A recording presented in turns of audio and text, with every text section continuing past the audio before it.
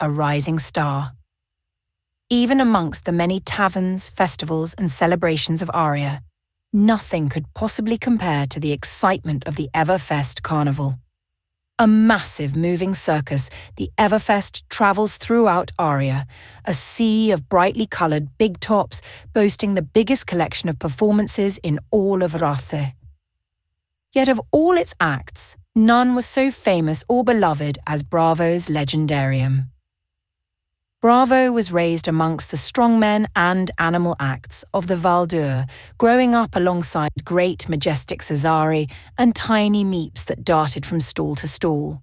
Many of his closest friends were members of the Maella, oracles, bards, skalds, enchanters and fortune-tellers, all breezing about the Everfest in loose silks and layers of golden jewellery. One of the Maella elders, a woman with fine white hair and a single eye, always made time for the young boy. She often spent time sharing the tales of Aria with him, spinning both fantastical tales and old legends. Bravo listened to tales of powerful enchanters and mysterious shamans, of magical artifacts and hidden wonders. It sparked a hunger for stories untold, and even as an adult, Bravo continued to seek out more. One day, when he was 18 years old, Bravo decided to perform one of the old legends within the carnival, bringing it to life upon the stage. Joined by a bard, 2 strongmen and an enchantress, he recreated one of Aria's most beloved tales, the legend of Magnus the Vigilant. The performances quickly became a staple of the Everfest, transforming into the Legendarium.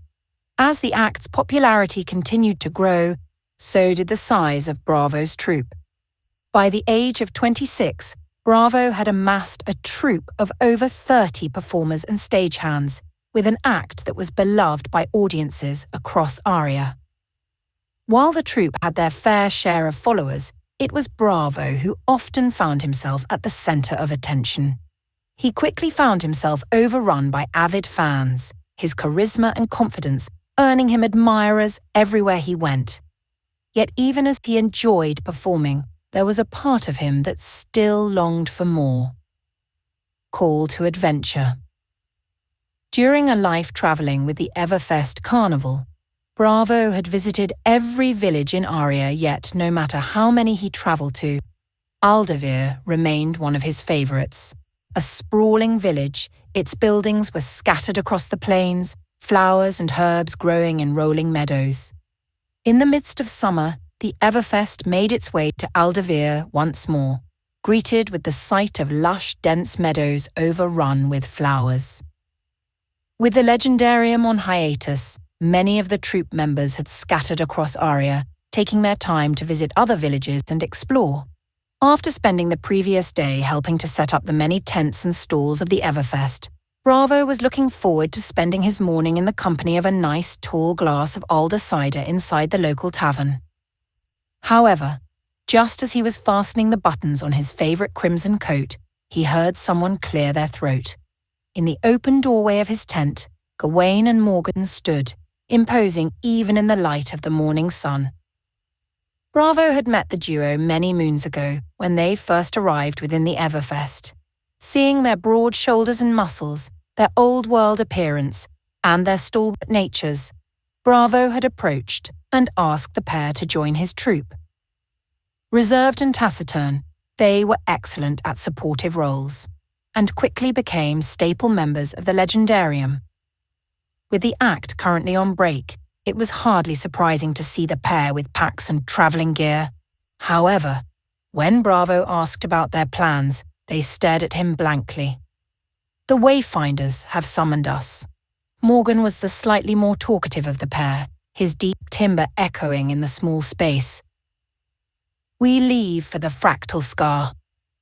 Bravo looked from their grim expressions to the packs upon their shoulders to the weapons clasped at their sides. While Gawain and Morgan originally arrived at the Everfest with a pair of finely crafted great axes, Bravo rarely saw the weapons. To see the great axes once more, in the same moment that Gawain and Morgan were departing for the fractal scar at the request of a wayfarer.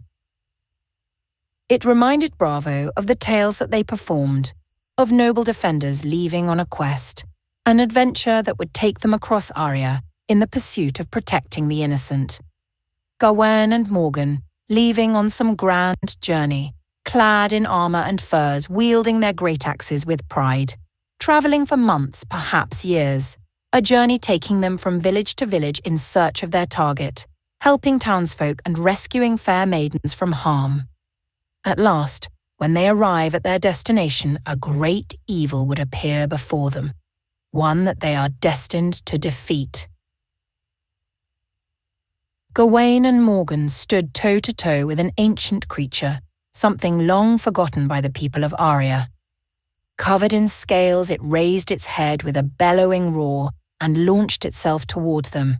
They fought valiantly, taking blow after blow as they worked together to defeat the beast. At last, Morgan got close enough to the creature to find an opening in its defences. With a single swing of his great axe, he beheaded the great beast, silencing it once more. They returned to the townsfolk with the creature's head. Arriving to the sound of cheering, the townsfolk hold a festival in their honour, a token of thanks for their valiant heroes. Bravo clapped once, decisively, nodding his head. "I'm coming with you."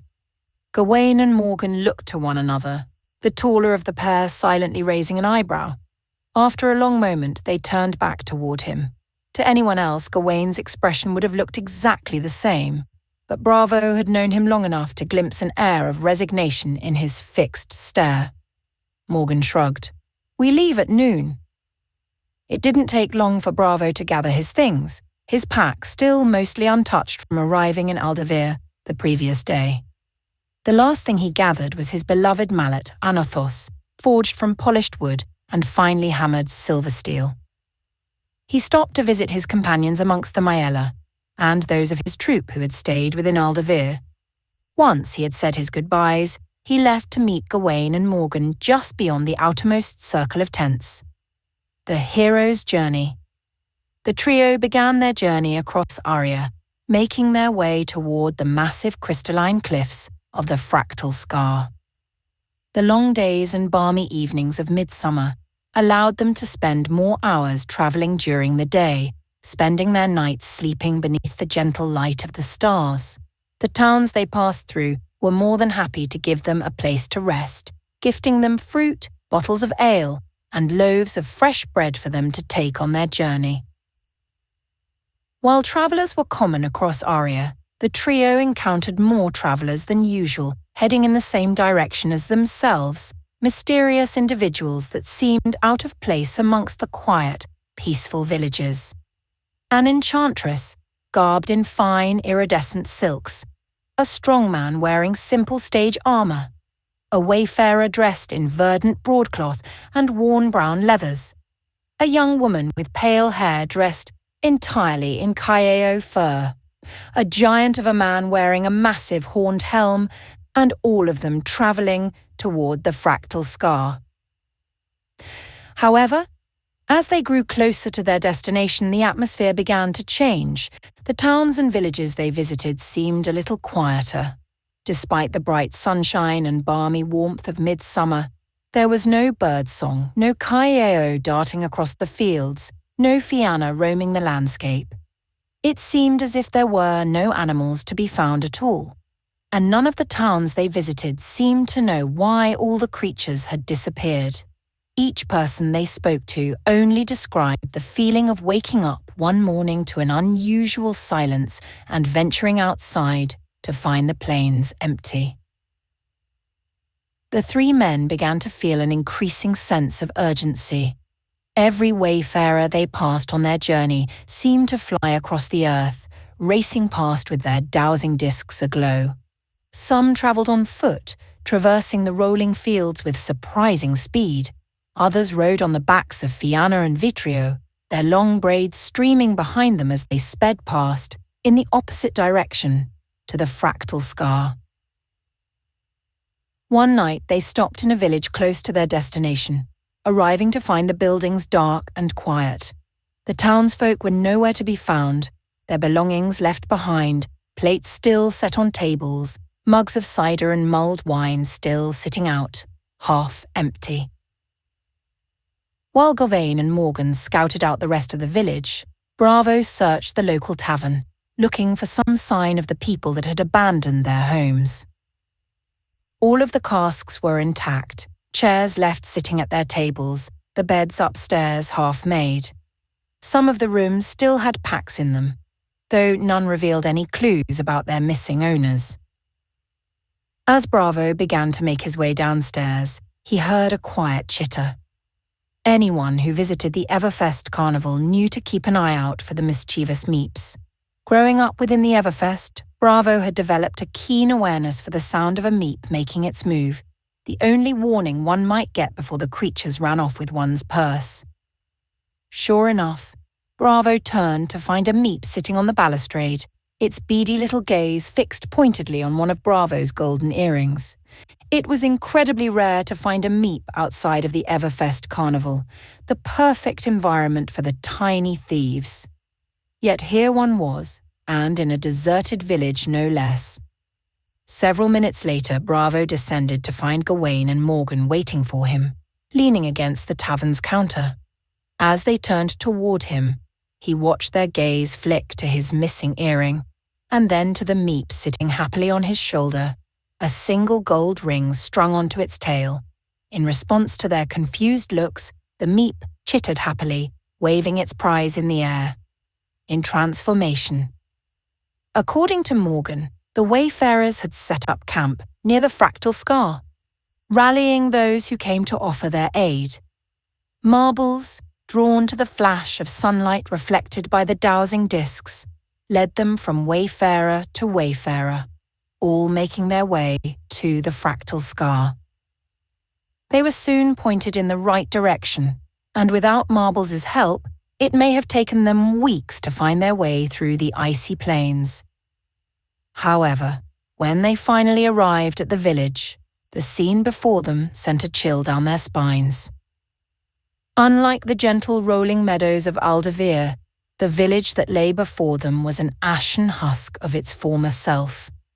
Houses lay abandoned, open doors swinging in the wind, blood smeared against the charred wood.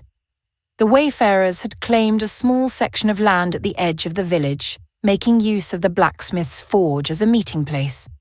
Bravo approached one of them, a slender young man in the process of restringing his bow.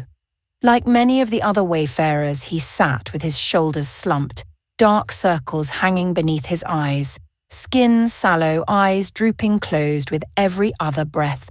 Clearing his throat, Bravo politely greeted the young man, receiving a small, tired smile in response. Both stared silently for a moment, speech faltering, before Bravo finally gestured to the village around them. What happened? With a sigh, the young man began to share a report from one of the older wayfarers.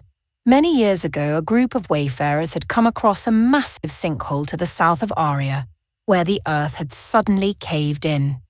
Assuming that it was the work of the flow, they filled in the sinkhole with the help of some local townsfolk and thought nothing more of it.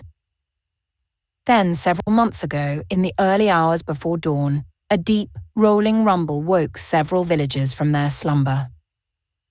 The ground quaked as people emerged from their homes, searching for the source of the sound, but found nothing. No changes had affected the land around their town, no shimmer in the air to show the influence of the flow.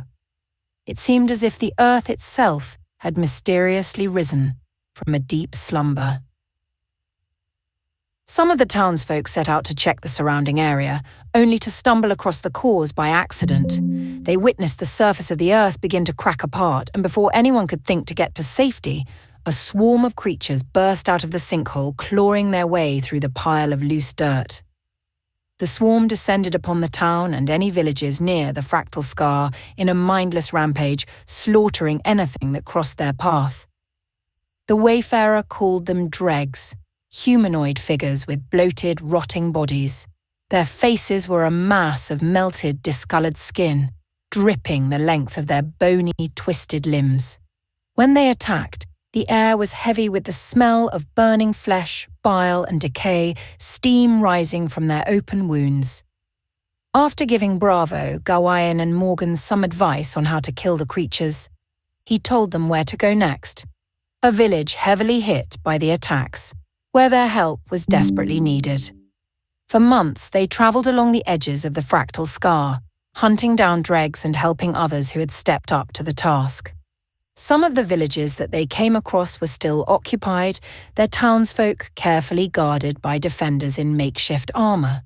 Other villages lay abandoned, left vacant by fleeing townspeople, destroyed by the swarm of dregs following in their wake. Marbles helped in his own way, darting onto Bravo's shoulder to chitter at drained defenders and anxious townsfolk. His tiny, expressive face often brought a smile to people's faces, bringing some amount of levity to the tension hanging in the air. Even as his heart grew weary, Bravo began to grow accustomed to this new way of life, learning to use a nothos for true battle. Hunting dregs alongside Gawain and Morgan, Bravo developed skills necessary to keep himself alive and eliminate the creatures that threatened his home. Final battle.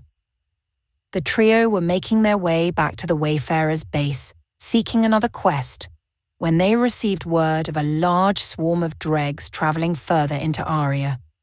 A call went out to anyone within range, asking them to gather at a nearby valley.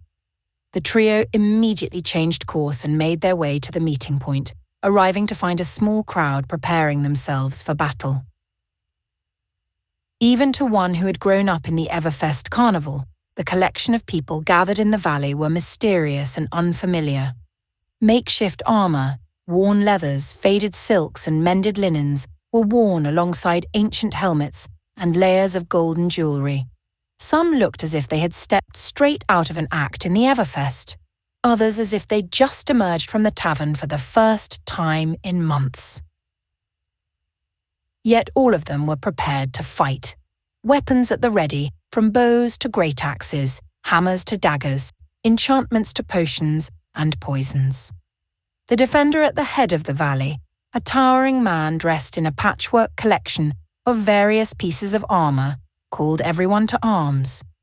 Those gathered leapt into action, following him over the hill and towards the village to face the swarm. A massive group of dregs milled about the buildings, eerily silent as they moved. Some of them dragged chains behind them, still attached to manacles around their neck. Others had scraps of torn fabric hanging from their skin, or clutched at pieces of armour and leather. One had a human hand clasped in its claws, still wearing a strange metallic gauntlet on what remained of its forearm. As a battle cry went up, the swarm turned towards the commotion. The dregs were faster than Bravo had expected, moving quickly despite their bent and twisted limbs. The pungent smell of decay filled the air, thick and cloying, building at the back of his throat until it burned. Swinging a nothos overhead, he slammed the hammer into a dreg's skull, sending it colliding into the earth. Turning on his heel, he caught another in the temple before it could sink its claws into him. One of the larger dregs towered over him, a snarl escaping from somewhere behind the mass of melted skin covering its face. As it lunged toward him, he stumbled and couldn't raise a nothos in time to stop it from tearing into his arm. Out of the corner of his eye, he caught a glimpse of another dreg advancing, its mouth hanging partially open as it threw itself forward.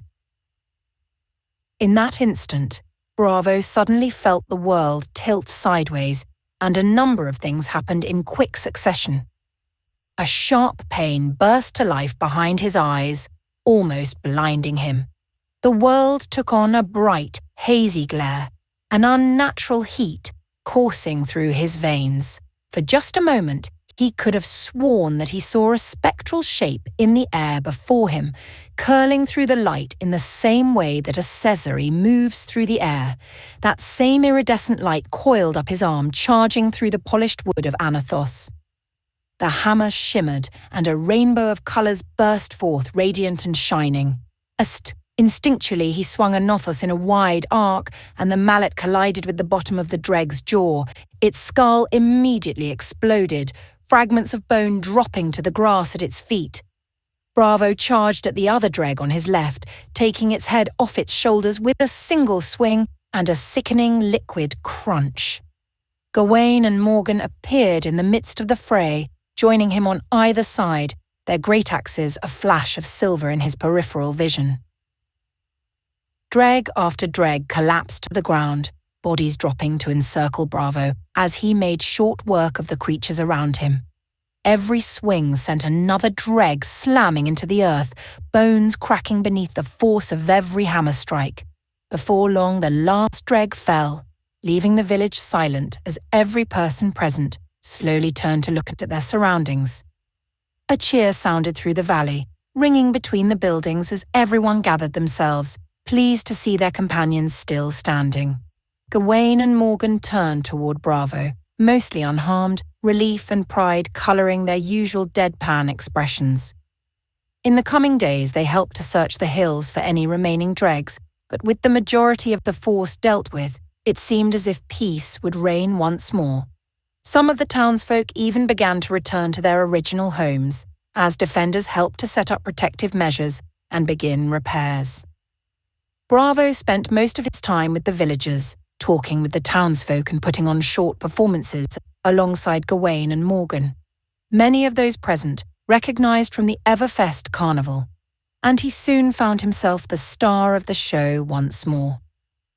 While the villagers had only just begun the long road to recovery, they put on a festival to celebrate their victory, making Bravo one of their honoured guests.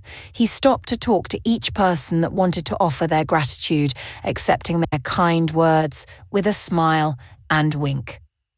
After many months away from their home, Bravo and his companions finally decided to return to the Everfest carnival. Saying their goodbyes, they began to make their way north, marbles in tow. Homecoming. The entire troop was waiting for them when they arrived, welcoming them home with wide smiles and no small amount of celebration. The legendarium's bard, Mikael, was bursting with new ideas, launching into a report of all the new stories he'd learned while in the Milesian Ranges. Meanwhile, Marbles emerged from Bravo's pack, greeting the troop with an excited chitter. While he was happy to see his family and friends once more, it felt strange to return to the Everfest after spending so many months away. Even as he greeted his troop, his mind drifted back to the battles and the creatures they faced, the happiness expressed by each villager as they finally returned home. He had heard wayfarers speak of unusual changes in the flow, and one had hinted that the dregs were not the only threat to Aria. Change was coming rapidly, and the events at the Fractal Scar were only the beginning. Bravo would not lose the Everfest to creatures like the dregs, and he would not let it be destroyed, like the barren villages that they had come across in their travels. He vowed to find a way to protect the Everfest Carnival and all the other villages and towns that they visited across Aria. As Bravo greeted his companions, following them into the sea of tents with a broad grin, a single figure remained near the edge of the tents, an old woman dressed in the loose silks and woven fabrics of the oracles, her golden jewellery marking her as one of the Maella. Her single eye gleamed as she watched Bravo leave, a small smile tugging at the corners of her lips. At last it is time, the Guardians shall return once more.